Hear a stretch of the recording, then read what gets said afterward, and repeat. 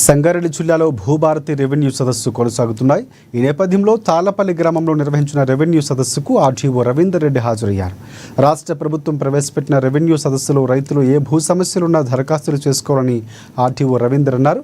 గత ప్రభుత్వంలో రైతులు తమ భూ సమస్యలు పరిష్కారానికి కార్యాలయాల చుట్టూ తిరిగి అలసిపోయారని మాజీ సర్పంచ్ ఎంకని ప్రవీణ్ కుమార్ అన్నారు. ఇప్పుడు కాంగ్రెస్ ప్రభుత్వం రైతుల వద్దకే పాలనా విధానాన్ని తీసుకొచ్చిందని తెలిపారు.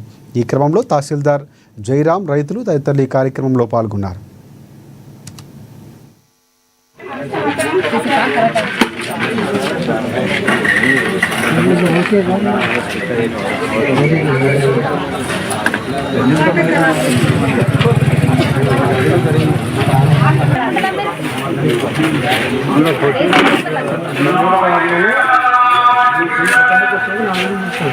తర్వాత